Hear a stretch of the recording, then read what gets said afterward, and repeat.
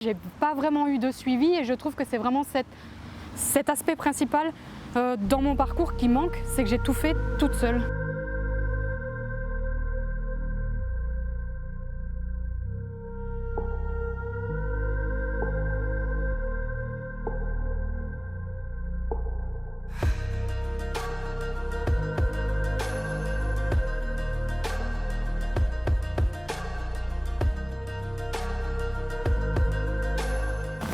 Alors moi c'est Aline, j'ai presque 32 ans. Je m'appelle Siela Kaadze, j'ai 19 ans.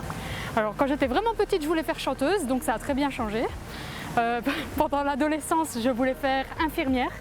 Plus petite je voulais être médecin.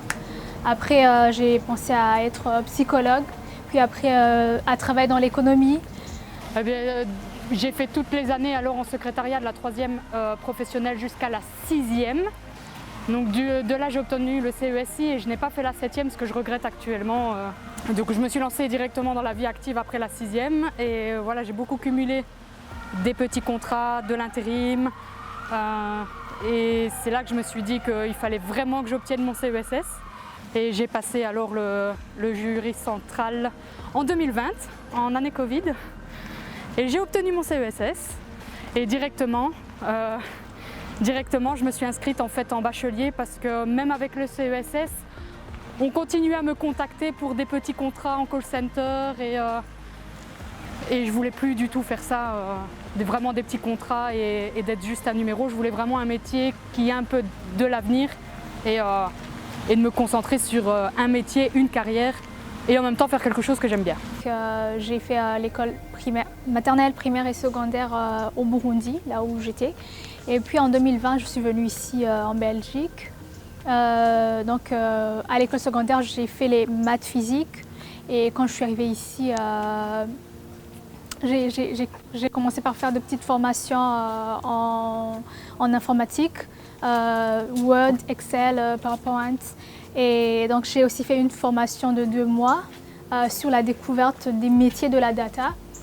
Et puis après, j'ai commencé à la haute école. J'ai voulu faire le bachelier. Voilà, c'est ça.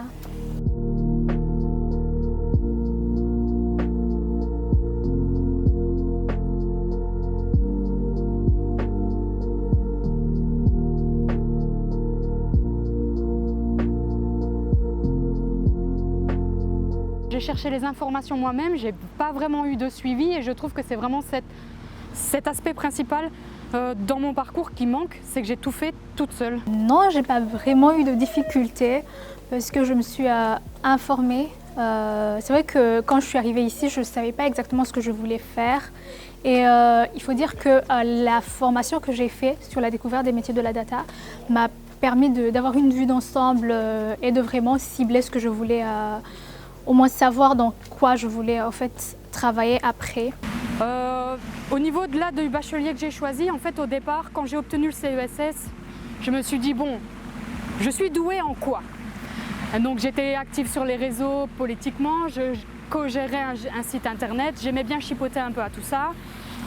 J'ai créé un site internet via, on appelle ça un CMS, mais bon, c'est un peu comme WordPress, mais c'est un autre nom. Pour un membre de la famille qui est indépendant et j'aime vraiment bien cet aspect-là.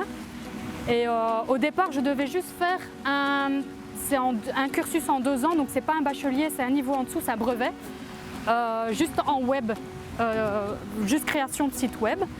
Sauf que c'était à 30 minutes de route de chez moi et il y a eu du retard dans l'octroi du CSS, donc j'ai raté l'inscription. Il n'y avait plus de place en fait, tout simplement. Et donc du coup, là on a commencé à regarder avec le CESS ce qu'on pouvait faire.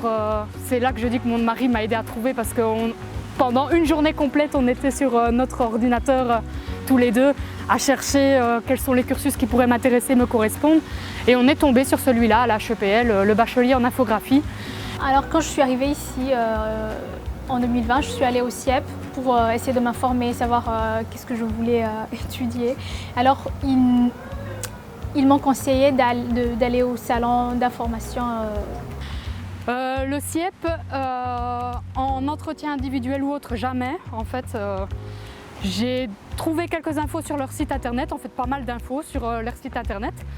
Alors je conseillerais à un jeune de ne pas avoir peur de se former sur internet, de chercher des formations qui peuvent même expliquer un peu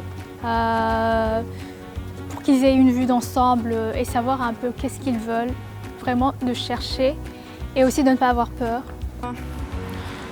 Le plus gros conseil que je pourrais donner, c'est foncer, vous verrez bien, quoi.